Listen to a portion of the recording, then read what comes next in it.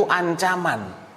Wa qulil haqqu mir rabbikum faman syaa'a falyu'min wa man syaa'a falyakfur. Katakan al-haq itu minallah, dari Allah. Setelah al-haq dijelaskan, ya silahkan mau beriman dengan al-haq atau mau ingkar dengan al-haq. Tapi masing-masing ada resiko, ada ancaman, ada balasannya. Dan Allah sudah jelaskan sehingga tidak ada alasan bagi manusia nanti di akhirat. Wah kan, lah saya dulu nggak dikasih tahu, enggak, sudah dikasih tahu. Saya dipaksa, nggak ada yang maksa kamu. Apa maksa kamu? Nggak ada, setan dulu maksa. Nggak mau ngaku saya. Enggak, Anda nggak maksa kalian. Wa ma kana liya 'alaikum min sultan illa an da'autukum fastajabtum li fala talumuni wa lumu anfusakum. Jangan nyalahkan saya, kata setan. Salahkan dirimu sendiri. Udah tahu saya ini tukang ngapusi, tukang PHP, percaya lagi sama saya. Udah bolak-balik saya sudah kurang ajar sama nenek moyang kamu dulu. Gara-gara saya dia terusir dari surga. Kalian malah lebih nurut sama ajakan saya. Kan aneh tuh manusia itu. Nah, kemudian sisi lainnya, fa in bi khalqihi uyubun wujidat. Ini juga turunan ya. Sekarang kenapa Allah ciptakan orang cacat? Orang kakinya cuma sebelah, ada yang buntung dua-duanya. Di mana rahmatnya Allah? Sama. Kalau nggak ada orang cacat, nggak ada orang sempurna. Ya, kalau nggak ada orang gila, nggak ada orang waras, nggak ada orang bodoh, nggak ada orang pinter. Justru kamu bisa mengatakan ini orang cacat, itu kamu mengakui ada sebaliknya. Mau nggak mau. Ini orang miskin, berarti kamu mengakui ada orang yang tidak miskin. Taib, kalau keberadaan orang miskin dijadikan sebagai alasan tidak adanya Allah, padahal keberadaan orang miskin konsekuensinya harus ada lawannya kan? Terus yang menciptakan lawannya ini siapa? Muncul sendiri orang kaya, muncul sendiri orang sempurna, nggak cacat, muncul sendiri orang pinter, nggak masuk akal. Jadi mereka ini berdalil dengan sesuatu yang bukan dalil sebetulnya. Inilah yang dinamakan dengan istilahnya orang Bengkulu tadi apa? Logical fallacy. Logikanya salah. Keberadaan kejahatan itu tidak bisa menjadi alasan untuk menafikan keberadaan Allah. Karena kalau kalian ngakuin ada kejahatan, kalian harus ngakuin ada apa? Kebaikan. Kebaikan ada dengan sendirinya atau ada yang menciptakan. Logika lagi, nggak mungkin sesuatu itu menciptakan dirinya sendiri. Ya, ada yang menciptakan dia. Ya berarti ini bumerang buat mereka. Ini jahat, berarti kalian ngakuin sebaliknya loh ya. Ini orang cacat, berarti ada orang sempurna. Ini musibah, berarti ada nikmat. Terus siapa yang menciptakan orang sempurna? Siapa yang menciptakan nikmat? Siapa yang menciptakan kebaikan? Menciptakan sendiri? Hah? Ada yang menciptakan. Taib. Wala dalila fihi lil ilhadi fi nafihi wujud rabbin hadi. Makanya tidak ada dalil dari pertanyaan-pertanyaan mereka itu bukanlah dalil untuk menafikan keberadaan Rabb, keberadaan Allah. Fasani'ul alat. Sekarang analogi sederhana. Ini tadi namanya apa? Smartphone. Mereknya, ntar dikira promosi lagi. Anggap aja mereknya A. Ada perusahaan yang memproduksi smartphone dengan merek A misalnya. Dia punya 10 produk. Ada yang dijual dengan harga murah. Ada yang dengan harga menengah, ada yang dengan harga mahal, ada yang mahal banget. Ketika ada HP dengan harga murah, diciptakan oleh perusahaan itu, dan dia juga menciptakan yang harganya mahal banget. Tujuannya apa kira-kira? Tujuannya untuk menampakkan kelebihan yang mahal. Karena kalau nggak ada pembandingnya, apa kelebihannya ini? Apa kelebihannya gitu loh? Pembandingnya apa dong? Ini yang murah, baterainya cepat soat, ya, lemot,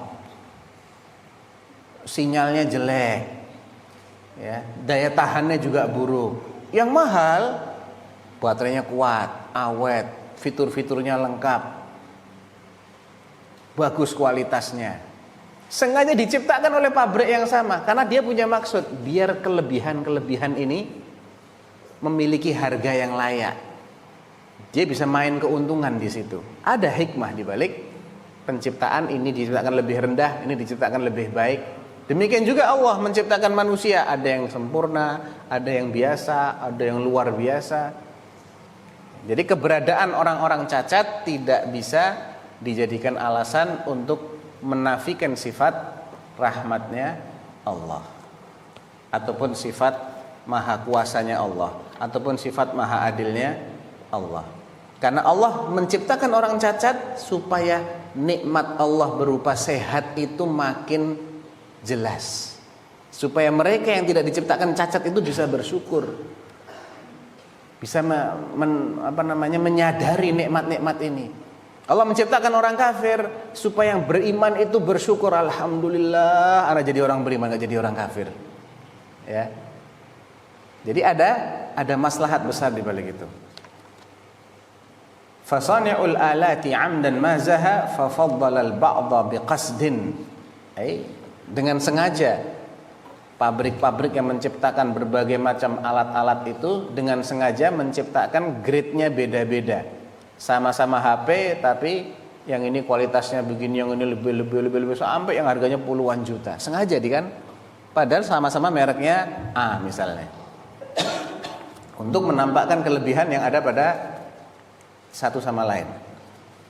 Kemudian wa biha tabayyanat mizatul ghali minha wa aksuhu bi aksihi fa'iha. Ini juga sudah kita jelasin, dengan adanya perbedaan-perbedaan tadi yang punya banyak kelebihan menjadi kelihatan keistimewaannya dibandingkan dengan yang sedikit kelebihannya. Yang biasanya itu harganya mahal. Harga yang mahal-mahal itu kelihatan kualitasnya lebih bagus, fiturnya lebih lengkap. Jadi supaya itu nampak jelas sengaja diciptakan yang kurang. Karena kalau semuanya bagus semua, nggak perlu dibilang bagus.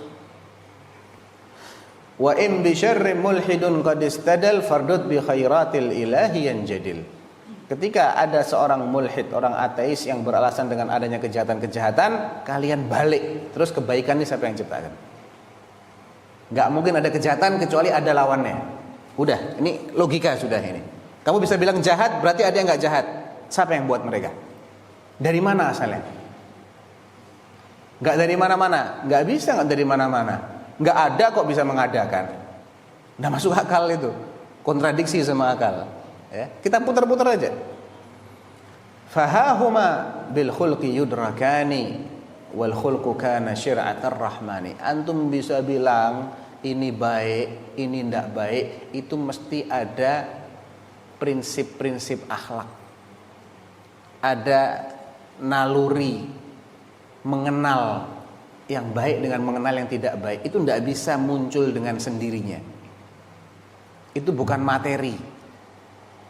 Ya, itu bukan materi. Mereka ini kan materialis. Orang-orang ateis itu orang-orang materialis. Semuanya ini adalah materi. Akhlak itu bukan materi. Akhlak itu bukan materi. Dan tadi kita sudah sebutkan tentang hasil risetnya 20 tahun itu.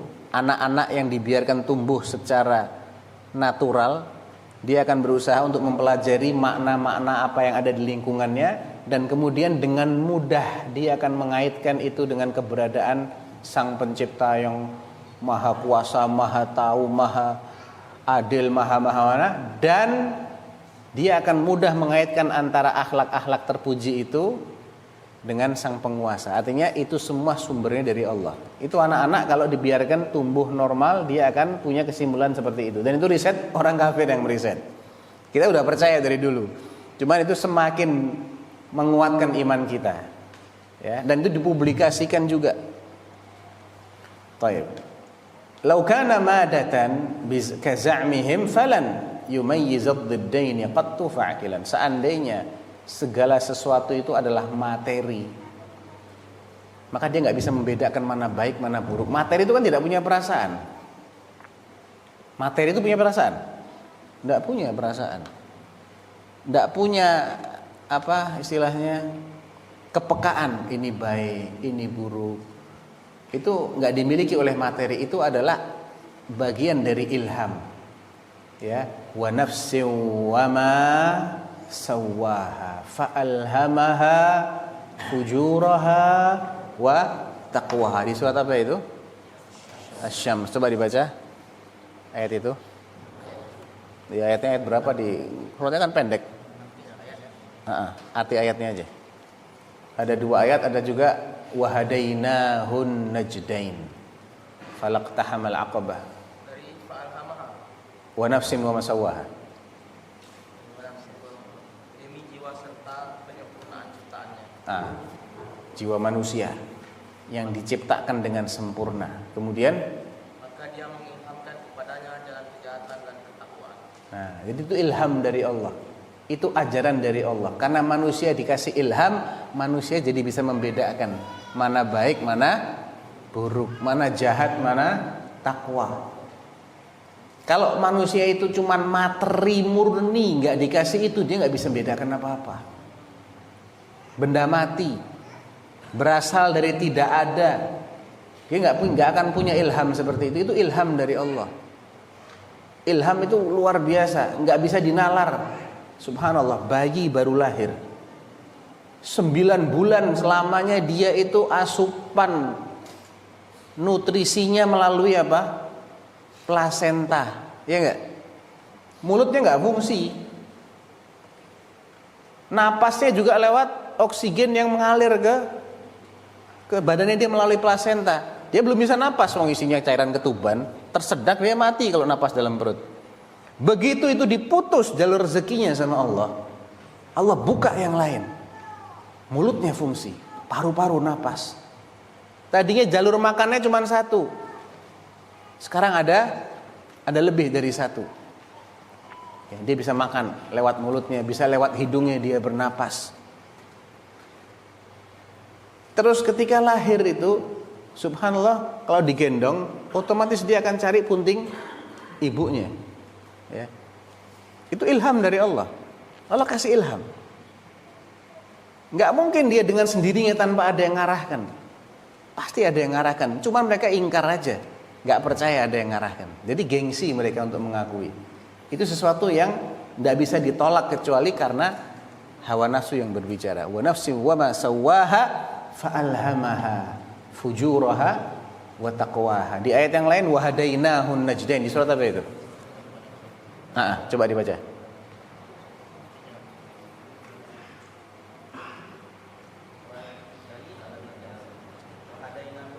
Nah, artinya dan kami telah menunjukkan kepadanya 2 jalan. Najdul khairi wa najdus syarr dalam tafsirnya. Ada catatan kakinya enggak?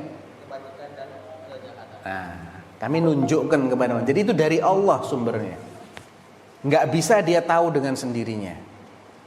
Sedangkan orang-orang ateis itu orang-orang materialis, semuanya itu dari materi. Materi nggak punya perasaan. Mana ada materi punya perasaan? Coba materi yang punya perasaan mana? Tidak ada. Materi itu benda mati, nggak punya perasaan dia. Perasaan itu dikasih sama Allah. Penilaian, dia bisa nilai, dia bisa mengukur. Itu juga karena tadi itu Allah kasih ilham dia. Fujur dan taqwa. An-najdain, najdul khair wa najdu asy-syarr. Nah. Baik, ada pertanyaan? Nah.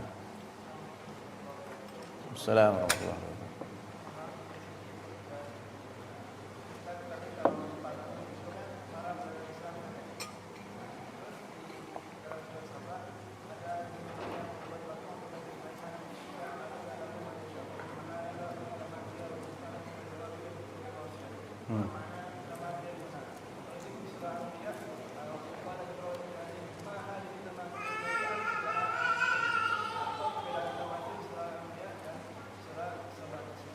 Taib, tentunya tamathil yang disebutkan dalam 2 ayat ini tidak sama.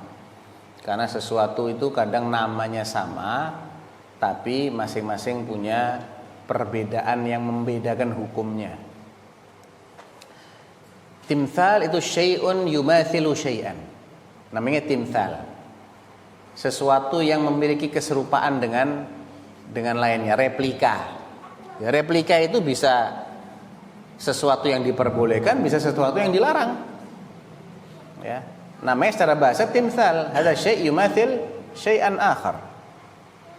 Yang dibuat oleh jin-jin atas perintahnya Sulaiman tidak mungkin sesuatu yang menjadi simbol kemusyrikan, mustahil. Wong Nabi itu disuruh memberantas semua bentuk kemusyrikan, kok dia malah nyuruh jin bikin patung. Ya, jadi dia membuat replika, mungkin replika pohon atau replika bunga atau ayy. Yang jelas itu bukan sesuatu yang dilarang. Dan yang namanya patung yang menjadi media untuk kemusyrikan itu dilarang. Nah,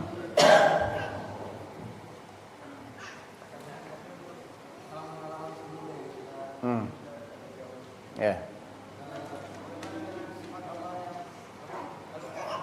Al-Mutakabbir. Naam. Al-Mutakabbir itu nama dan memiliki sifat takabbur. Takabbur itu artinya apa? Kalau sombong itu bahasa Indonesia. Takabbur itu menganggap dirinya paling besar. Faktanya gitu kan? Faktanya begitu. Dan yang pantas takabbur emang cuma Allah. Kalau tasogor gak pantas Allah, nganggap rendah. Loh, ini maha kuasa, raja di raja, harus punya sifat takabur. Bagi Allah itu sifat positif. Karena dia emang paling kuasa. Dia mau ngerendah di hadapan siapa? Gitu loh. Kalau kita ini gak boleh takabur, karena kita ini diatur sama Allah. Jadi itu layak bagi Allah. Nah, al-kibriya'u ridai, kata Allah, pakaianku, kibria. Nah, taib masih ada. Tafadhal. Mana jawab yang sebenarnya kalau orang ahli taktil menganggap kita sebagai muslim karena kita mendapati tangan Allah. Ya, udah terjawab itu. Dia kan bayangkan toh. Dia bisa mengatakan kita ini mujassimah. Tahu mujassimah? Menjasmanikan Allah. Orang-orang yang menafikan sifat-sifat Allah itu menggelari ahlus sunnah wal jamaah sejati loh ya, bukan yang abal-abal ya. Yang ahlus sunnah sejati yang menetapkan sifat-sifat dzatiyah Allah maupun sifat-sifat fi'liyah Allah. Sifat dzatiyah seperti wajah Allah, tangan Allah, ya, dan seterusnya yang berkaitan dengan zatnya Allah. Sifat fi'liyah seperti istiwanya Allah, turunnya Allah, tertawanya Allah, murkanya Allah, dan seterusnya. Mereka mengatakan ahlus sunnah ini menjasmanikan Allah. Cara membantah, lo kenapa kok menjasmanikan? Alasannya apa?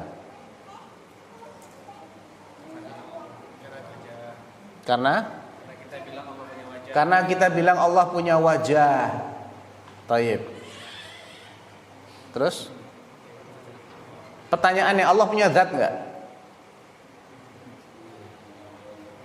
Hah? Punya, kalau enggak punya zat enggak ada. Gitu loh. Mereka enggak bisa mengingkari keberadaan zat Allah. Sesuatu yang ada itu ada zatnya, pasti. Pasti ada zatnya. Alasan mereka kita dianggap menjasmanikan karena mereka membayangkan wajahnya Allah itu dengan wajah salah satu makhluknya. Itu kuncinya di situ. Jadi mereka itu sudah salah duluan. Loh, siapa yang bilang wajahnya Allah seperti yang kamu bayangkan? Sekarang Allah punya zat enggak? Kalau dia mengatakan Allah enggak punya zat, ateis. Ente selesai. Ente enggak percaya keberadaan Allah. Ada tuh mesti ada zatnya. Nggak bisa ada zatnya, cuman zatnya beda. Tidak ada sesuatu pun yang menyerupai zatnya Allah. Ya sama mas, wajahnya juga beda, tangannya juga beda, jari-jarinya juga beda. Namanya zat, namanya wajah, namanya tangan. Tapi hakikatnya tidak boleh dibayangkan. Jadi itu asal sebabnya dari mereka membayangkan tadi. Kemudian bayangan yang muncul itu kan jasmani. Itu dianggap kita mengatakan Allah seperti itu. Kita nggak bilang Allah seperti itu. Kita bilang Allah punya zat, kita bilang Allah punya wajah, tapi laisa kamitslihi syai'. Jangan lupakan ini poin yang kedua ini satu kesatuan. Kita menetapkan dan kita menafikan. Apa yang kita tetapkan? Sifat dasarnya. Apa yang kita nafikan? penyerupaan sesuatu yang itu istimewa bagi Allah dengan yang lain. Kalau sifat dasar sama-sama punya tidak ada masalah. Tapi yang membedakan ada. Hakikatnya mesti beda. Nggak boleh kita anggap sama hakikatnya. Nama sifatnya sama ya, tapi hakikat sifatnya mesti beda. Paham ya? Dan jasmani itu lafadz yang tidak dikenal oleh ahlu sunnah. Jism itu lafadz yang tidak dikenal. Tapi ahlu sunnah ketika ada orang mengatakan Allah punya jism apa enggak, kita nggak bilang iya, nggak bilang juga enggak. Tapi kita tanya dulu, maksud Anda dengan jism itu apa? Maksudnya Allah punya zat enggak? Oh punya. Tapi jangan pakai istilah ini. Bilang aja Allah punya zat. Karena zat itu digunakan dalam syariat. Istilah zat itu digunakan dalam dalil syariat. Kalau istilah jasmani enggak digunakan. Jadi maksud Anda benar, lafadz Anda salah. Pilihan kata Anda salah. Jangan pakai kata-kata itu. Tapi ketika ditanya jasmani apa maksudnya? Darah dan daging, a'udzubillah. Enggak ada itu. Allah enggak punya darah dan daging. Allah punya zat ya. Tapi kalau jasmani artinya darah dan daging, la. Itu sudah mulai tashbih namanya. Itu kufur, hati-hati. Jadi lafadz-lafadz yang tidak digunakan dalam dalil syar'i tapi ada kemungkinan mengandung makna yang hak sebagaimana ada kemungkinan mengandung makna yang batil, maka ahlu sunnah sikapnya minta perincian dari si pengguna ini. Apa maksud Anda? Kalau dia menjelaskan maksud yang hak, maksudnya alias maknanya diterima, tapi diksinya, pilihan katanya kita tolak. Jangan pakai yang begini-begini. Kalau dia menjelaskan makna yang batil, kita tolak semuanya. Maknanya maupun lafadznya kita tolak semua. Contohnya istiwa dimaknai dengan istaula. Ini makna batil. Ya, ini makna yang batil. Nah, ada lagi?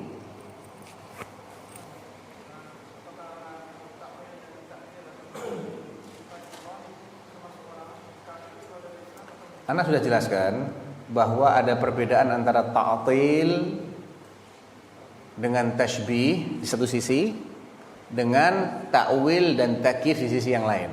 Kalau ta'til dan tashbih itu konsekuensinya kufur. Artinya Allah mengatakan dirinya begini, dia bilang enggak. Ya berarti dia mendustakan Allah, gitu loh. Allah menyifati dirinya dengan sifat-sifat itu, kamu bilang Allah enggak punya sifat itu, berarti kamu enggak percaya sama firman Allah, kafirnya karena itu. Atau Allah mengatakan laisa kamitslihi syai', dia bilang Allah turun seperti saya turun. Berarti dia mendustakan ayat ini. Dia mendustakan walam yakul lahu kufuwan ahad. Makanya tashbih dan ta'til alias menafikan itu kufur akbar ya. Sedangkan ta'wil dan takyif itu bisa kufur, bisa juga tidak. Jadi minimalnya dia itu terjerumus dalam bid'ah, dalam mukhalafah syar'iyyah. Tapi tidak otomatis kafir. Tergantung apa yang dia takwilkan. Kalau takwilnya ngawur banget seperti takwilnya orang-orang kebatinan itu, ya itu bisa sampai ke tingkat kufur. Tapi pada dasarnya hukum asalnya itu kesesatan, tidak serta-merta menjadi kekufuran. Karena orang yang menakwilkan itu masih mengakui lafadznya, cuman maknanya aja dia gagal paham. Ya, orang yang mentakif itu mungkin karena dia nggak paham bahwasanya nggak boleh ditanya, jadi tidak langsung dianggap kafir. Nah, ini kita masih ada sekitar 10 menit atau 20 menit. 20 menit ya. Ala kulli hal, bab berikutnya ini turunan dari yang sebelum-sebelumnya ya. Karena syubhat-syubhat yang paling besar sudah kita patahkan. Masalah muskilatus syarr itu sudah kita patahkan, maka ini turunan-turunannya insyaallah akan lebih sederhana. La zulma fi hukmillahi wa qadarihi. Iqra. La zulma fi hukmillahi wa qadarihi wa hukmuhu an la ta'alu la zulma hasilu iyyahu qulu bijani maqadu yani ilmahu bijani maqadu yani ilmahu faqadahu masyi'ata wa qawqahu kama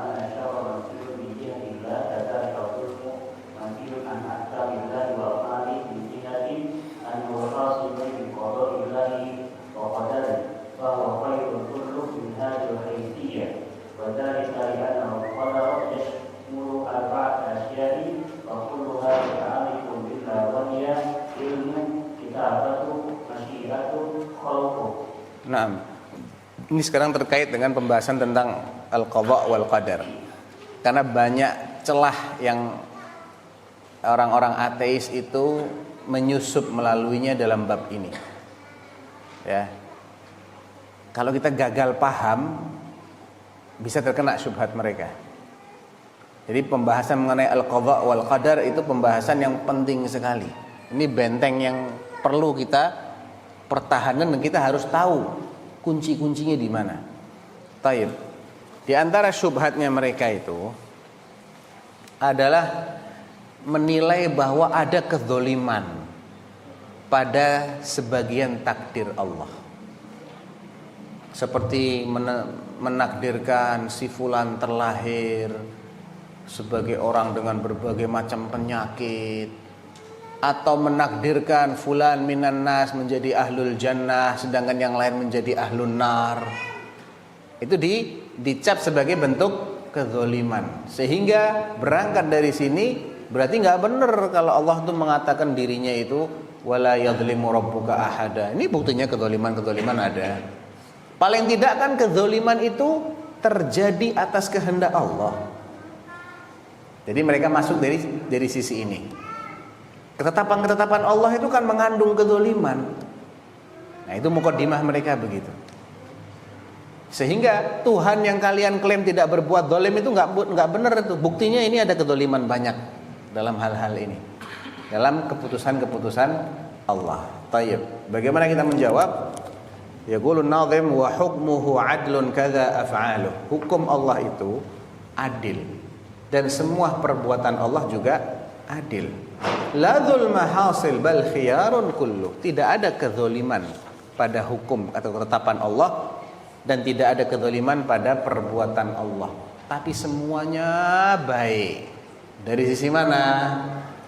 Min janibih, dari sisinya Allah. Jadi zalim atau bukan dilihat dari mana dulu? Zalim atau bukan dilihat dari mana dulu? Dilihat dari sisi Allah. Allah menguasai segala sesuatu kan? Allah bebas berbuat apapun. Semuanya miliknya Allah kok. Semuanya tunduk di bawah kekuasaannya Allah. Zalim dari mana?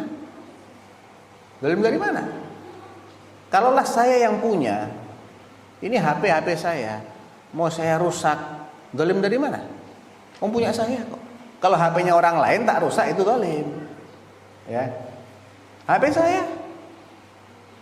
Kalau manusia nggak bisa begitu karena apa? Ini titipan sebetulnya. Kita nggak boleh merusakkan harta titipan Allah. Tapi kalau seandainya bukan titipan, dia yang benar-benar yang punya, mau dibilang zalim dari mana? Punyanya dia sendiri dan dia bisa ciptakan seperti itu juga dengan sangat mudah. Mau 10 kali lipat dia juga bisa ciptakan yang kayak gitu. Zalim dari mana? Ya. Jadi dari sisi Allah tidak ada kezaliman. Karena yang namanya takdir Allah itu mengandung 4 unsur. Min janibih fal qadru, ay al qadar itu yakni awalan ilmahu. Karena yang namanya takdir Allah itu pertama meliputi ilmunya Allah. Apa yang Allah ketahui tentang segala sesuatu. Fakatbahu. Kemudian takdir juga meliputi apa yang Allah tuliskan dari yang Allah ketahui itu. Jadi Allah menuliskan semua yang Allah ketahui tadi pada Al-Lauh Al-Mahfuz. Itu bagian kedua dari takdir Allah. Pertama, ilmunya Allah yang meliputi segala sesuatu. Kemudian pencatatan Allah terhadap ilmu yang tadi itu di Lauhul Mahfuz. Yang ketiga adalah masyiatuhu, kehendaknya Allah. Sebelum Allah menciptakan apapun, ada kehendak Allah terlebih dahulu. Allah menghendaki itu terjadi. Dan yang ketiga adalah khalquhu, penciptaannya. Jadi ada 4 takdir itu. Ilmu, pencatatan, kehendak, penciptaan. Semuanya ini kan sifatnya Allah, toh. Ada sifat Allah yang jelek? Ada sifat Allah yang jelek? Nggak ada. Ilmunya Allah nggak ada yang jelek. Pencatatannya Allah juga nggak ada yang jelek, karena ini perbuatannya Allah, nggak ada yang jelek. Kehendaknya Allah juga nggak ada yang jelek, karena kehendak itu sifatnya Allah. Penciptaan ini juga sifatnya Allah, nggak ada yang jelek. Tapi hasil dari yang dikehendaki, hasil dari yang diciptakan, ada kalanya baik, ada kalanya jelek. Ini dilihat dari sisi hasilnya, bukan dari penciptanya. Tayyib.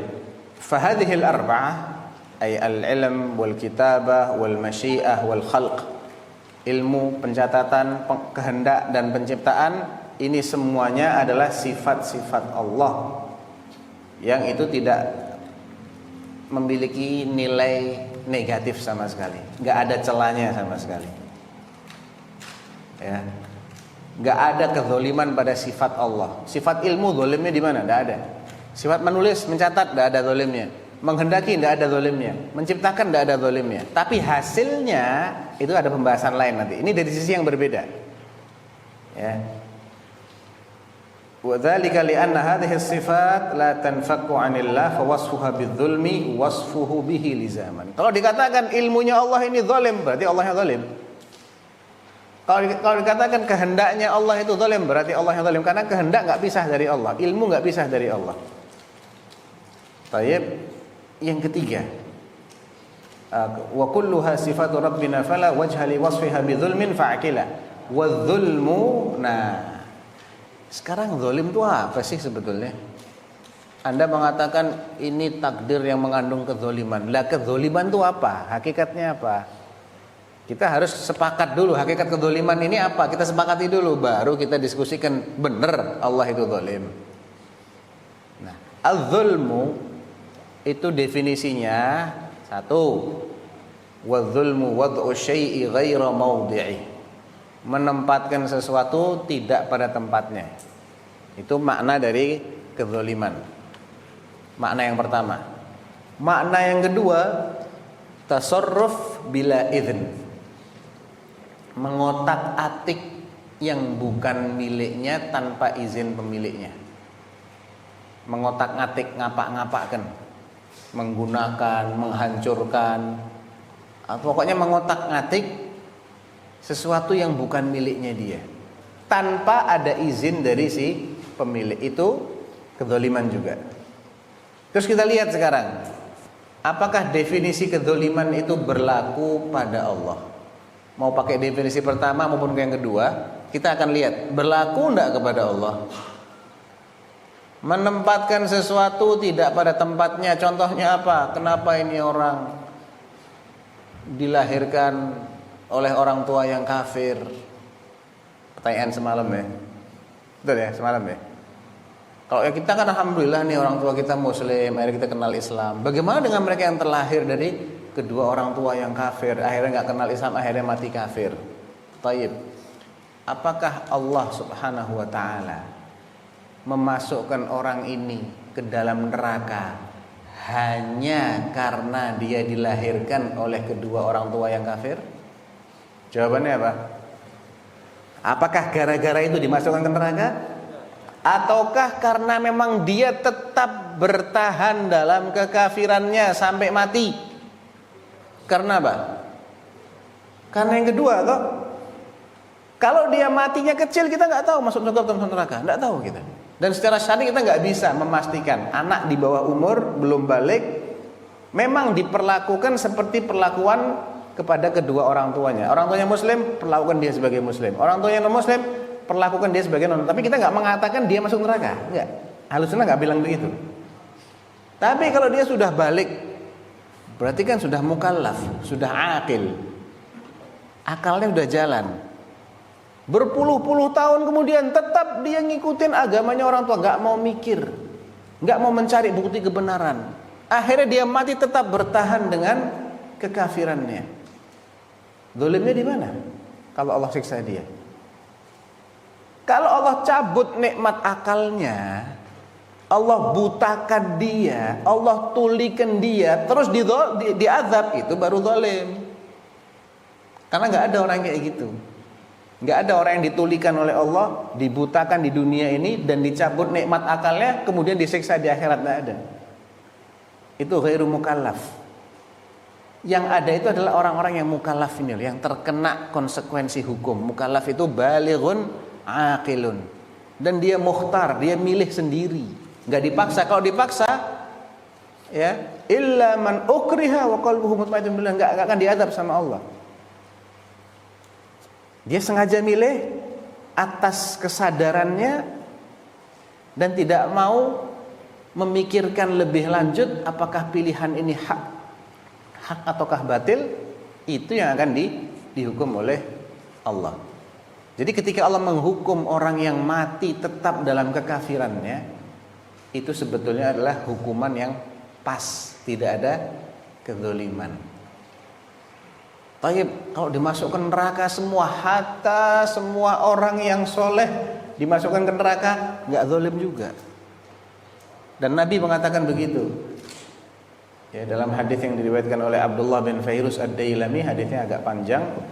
Intinya Nabi mengatakan, "Lau 'adzaballahu ahla samawatihi wa ahla ardihi la'adzabahum wa huwa ghairu zalimin lahum, walau rahimahum lakanat rahmatuhu khairan lahum min amalihim." Seandainya Allah mengadab seluruh penduduk langitnya, masuk malaikat-malaikatnya, dan seluruh penduduk buminya, jinnya, manusianya, termasuk yang soleh-soleh, para nabinya, semuanya diazab di neraka sama Allah, niscaya Allah tidak menzalimi mereka.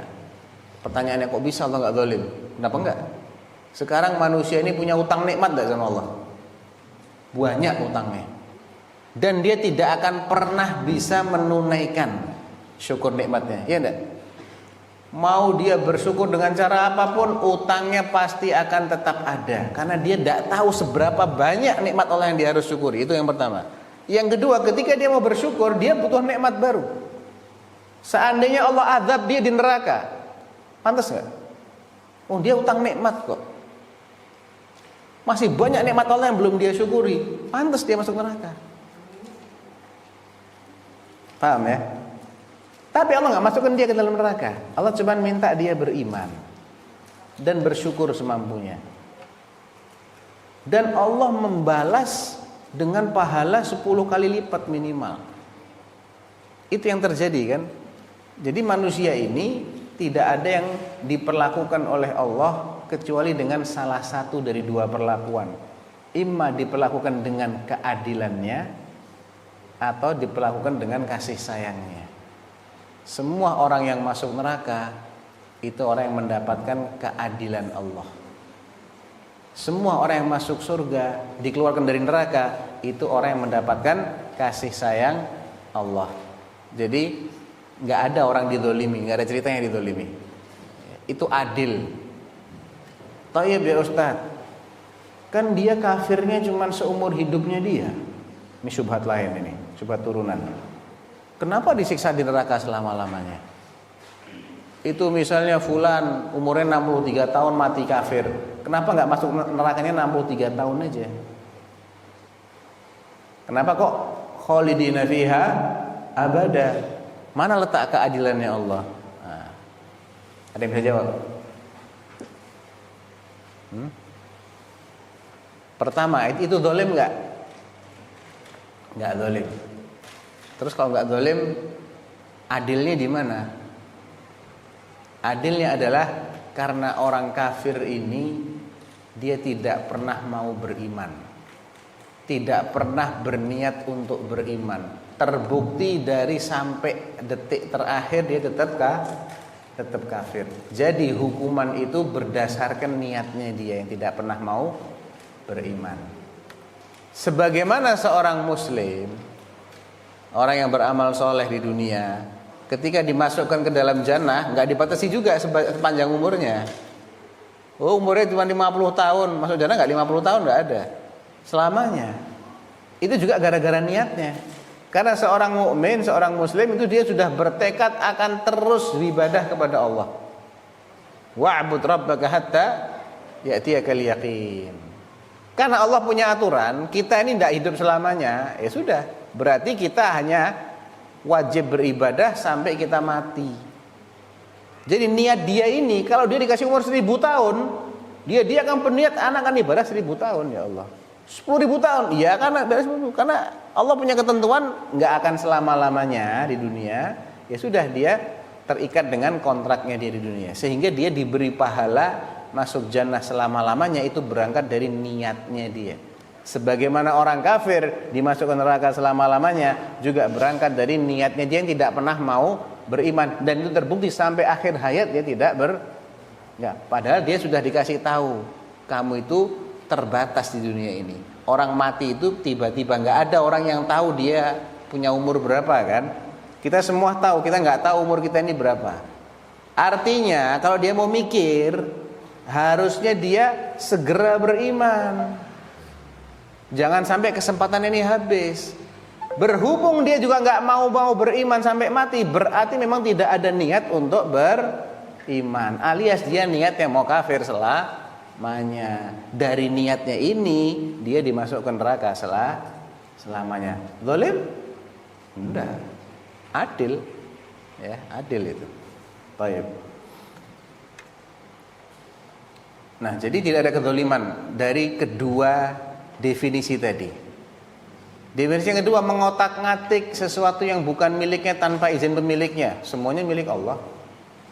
Lillahi ma fis samawati wa ma fil ard. Inna lillah wa inna ilaihi raji'un. Semuanya milik Allah. Ya, terserah Allah mau diapa-apakan. Jadi enggak ada kezaliman dari sisi ini.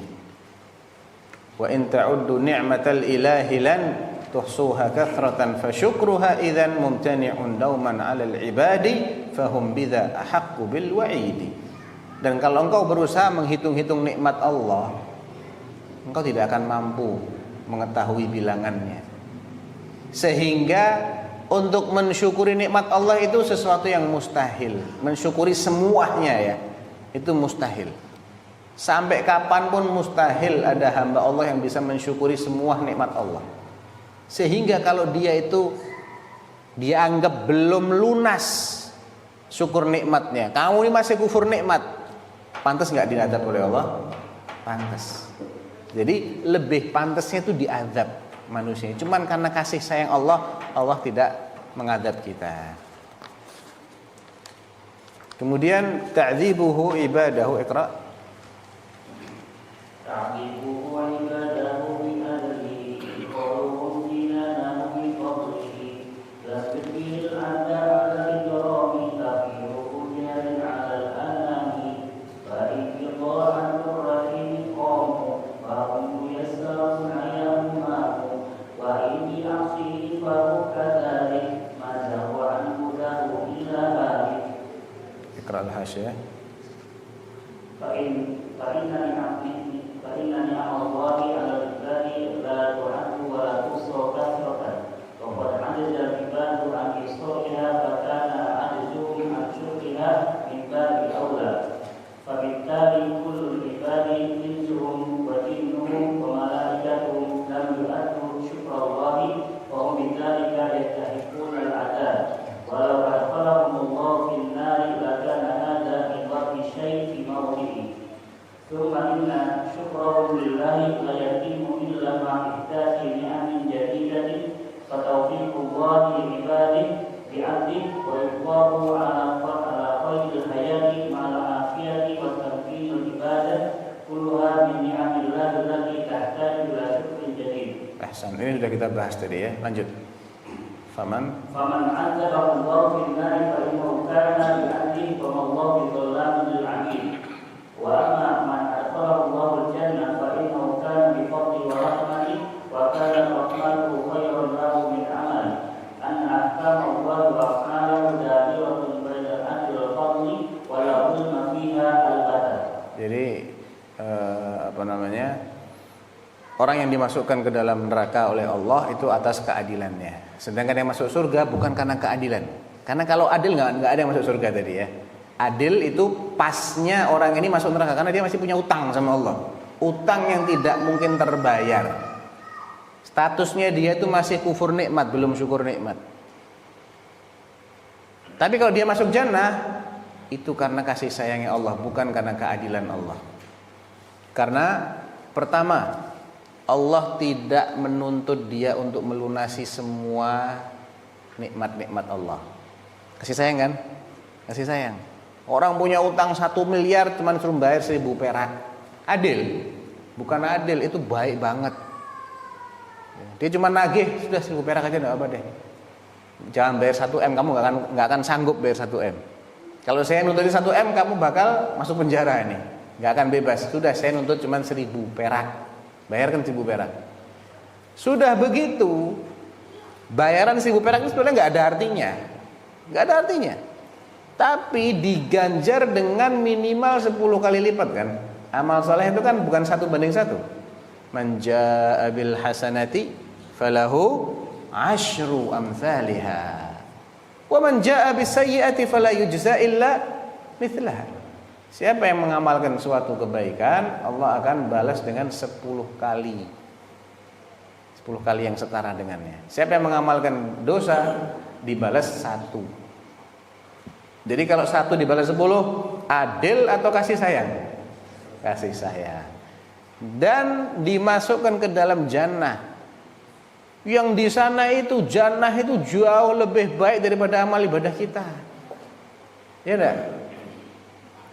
Nikmat yang Allah berikan di jannah itu mala ainun ra'at wala udhunun sami'at wala khatala ala qalbi bashar. Mata enggak pernah melihat yang senikmat itu, telinga juga enggak pernah mendengar, terlintas di benak pun juga enggak. Balasannya jauh lebih baik daripada amalannya. Ya jelas ini merupakan fadl minallah. Kemudian enggak ada kezaliman juga karena Allah enggak maksa hambanya untuk berbuat zalim. Lam yujbiril 'abda 'alal ijrami takhiruhu jarin 'ala al-anami. Allah senantiasa memberikan 2 potensi. Ada potensi untuk berbuat baik, ada yang sebaliknya. Enggak dipaksa sama Allah, dia sendiri yang milih. Ya, dia yang milih. Jadi dari mana dibilang Allah zalim? Allah enggak maksa dia. Kalau Allah maksa dia kemudian dia diazab juga, baru itu zalim namanya.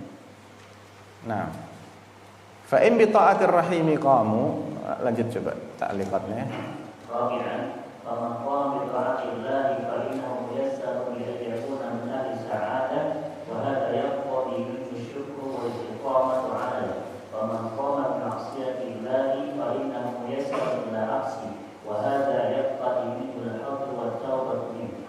La taslima lil wadi amma thabata fi sahihain min hadits 'Ali marfu'an minkum min ahadin illa wa kutiba maq'aduhu minan nar wa maq'aduhu minal jannah. Qalu ya Rasulullah, afala nas'alu 'an kitabina wa nadaw 'amal?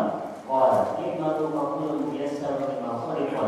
Amma man kana min ahli sa'adati fa yassaru li 'amali ahli sa'adah wa amma man kana min ahli syaqa'i fa yassaru li 'amali ahli syaqawa. Wa fi haditsul irbad tsariya marfu'an wa taraktukum 'ala al-bayda la yuhadha nahariya la yazidu anna fi 'abdi illa hal Ba'di. la yazidu anna ba'di illa hal. Rawahu Majah wa Ahmad wa sahahu al-Albani. Wa ma'na al-bayda ay billah wal hujjah al-wadihah allati la taqbalu syibhu Asyubah, la taqbalu syubha asla. Na'am, ahsan. Kemudian terkait dengan ketaatan-ketaatan yang dilakukan oleh manusia, ya, sejatinya itu adalah bentuk taisir minallah. Allah memudahkannya untuk berbuat ketaatan. Faman qama bi ta'atillah fa innahu muyassar. Dan ini hendaknya menjadi motivasi kita. Ingat ya, orang kalau dimudahkan untuk ibadah berarti dia akan dimudahkan untuk masuk jannah. Artinya dia pertahankan ini, istiqomahlah di sini. Insya Allah itu pertanda kamu dimudahkan li ahli as-sa'adah. Sebaliknya kalau banyak maksiat, hati-hati. Ini pertanda juga kalau kamu nggak segera bertaubat, terus-terusan begini istiqomah di atas maksiat, ya ujung-ujungnya matinya su'ul khotimah. Kalau su'ul khotimah ya masuk neraka. Kan nggak ada yang maksa. Tapi ini sebagai indikator. Makanya yang sedang berbuat jahat segera tobat. Kuatkan tekadnya untuk tobat. Cari teman-teman yang baik yang memotivasi untuk jadi orang baik. Jangan tetap di lingkungan yang buruk itu, nanti keseret terus sama lingkungan. Yang baik, perhatikan faktor-faktor apa yang menjadikan dia baik, yang bikin dia istiqomah. Oh, karena ada lingkungan yang baik, karena saya ngaji terus, pertahankan. Insya Allah sesuai dengan jalurnya masing-masing. Nggak mungkin salah jalur. Orang udah baik tahu-tahu pindah haluan tanpa ada sebab, tidak mungkin. Mesti sesaat sebelumnya dia sendiri yang pindah haluan. Allah nggak mungkin sengaja baik kemudian dialihkan sama Allah, jadikan tidak baik, dipaksa untuk jadi orang kafir. Nggak ada pemaksaan di sini. Semua itu ada sebabnya. Nah, kita disuruh mewaspadai sebab-sebab itu. Dan Allah sudah jelaskan sebab-sebabnya apa. Jadi nggak ada kedzaliman di sini. Wa in bi'aksihi fahu kadzalik ma zagha an hudahu illa halik. Di sini ada hadis dari Ali bin Abi Thalib, ma minkum, kata Nabi, tidak seorang pun dari kalian illa waqad kutiba maq'aduhu minal jannati wa maq'aduhu minan nar, atau kebalik ya, illa waqad kutiba maq'aduhu minan nar wa maq'aduhu minal jannah. Semua orang dari kalian ini sudah dicatat dia di jannah ataukah di nar. Terus sahabat tanya, ya Rasulullah, kalau udah begitu, udah kita tawakal aja deh sama catatannya Allah, sama ketetapannya Allah, kita nggak usah beramal lagi. Toh udah dicatat, udah pasti kita bakal masuk jannah kah atau bakal masuk nar. Kata Nabi, malu, tetaplah beramal, karena itu semua ada sebab-sebabnya. Takdir Allah itu ada sebabnya. Orang masuk jannah nggak semata-mata ditakdirkan Allah masuk jannah terus masuk bleng. Tidak ada. Walaupun Allah sudah menakdirkan dia sebelum dia diciptakan sebagai ahlul jannah ataupun sebagai ahlul nar, tetap proses masuk jannah atau masuk neraka itu ada sebab-sebabnya. Sebelum Allah menciptakan Rasulullah Muhammad SAW, Allah sudah tahu nggak kalau beliau bakal masuk jannah? Udah tahu. Udah ditulis sama Allah. Sudah. Segala sesuatu yang akan terjadi sudah tertulis dalam Lauhul Mahfuz. Kenapa nggak langsung ada dimasukkan jannah Rasulullahnya? Kenapa dihidupkan oleh Allah?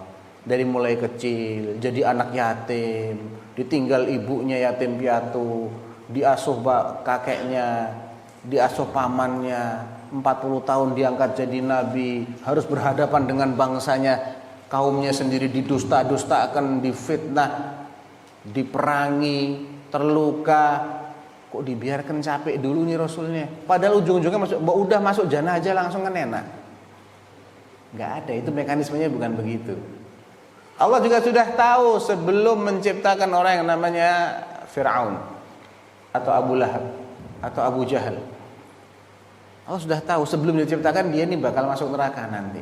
Kenapa nggak langsung aja dimasukkan neraka? Bukan begitu aturan mainnya. Allah akan ciptakan dia dulu. Allah akan utus dulu nabi. Allah akan tampakkan mukjizatnya para nabi di depan dia. Dan dia akan memilih apa yang dia akan pilih. Setelah dia membuktikan dia memilih kebatilan dan memilih untuk memusuhi dakwahnya para rasul, dan terbukti sampai mati dia kayak gitu, baru dia diadab sama Allah. Jadi ada sebab-sebabnya. Nah, kita ini jangan bersandar kepada catatan yang kita sendiri tidak tahu. Tidak tahu kan? Usahakan aja sebab-sebabnya, upayakan aja, istiqomah aja. Insya Allah kesana arahnya. Hati-hati ini yang tukang maksiat, hati-hati, cepet-cepet tobat, jangan istiqomah di atas maksiat. Nanti kamu celaka. Paham ya? Jadi nggak ada kedzaliman dalam takdirnya Allah Subhanahu Wa Taala karena nggak ada paksaan. Baik, ini sudah jam 10:11 lebih 5. Mudah-mudahan kita bisa selesaikan ya, karena masih ada berapa sesi lagi nih? 3 sesi ya. Kita mulai lagi jam 2 ya. Jam 2. Baik. Wallahu taala alam. Yang kalau ada pertanyaan bisa ditulis dulu, nanti ditanyakan pas ada sesi tanya jawab ya. Wallahu taala alam. Sallallahu alaihi wa sallam. Assalamualaikum warahmatullahi wabarakatuh.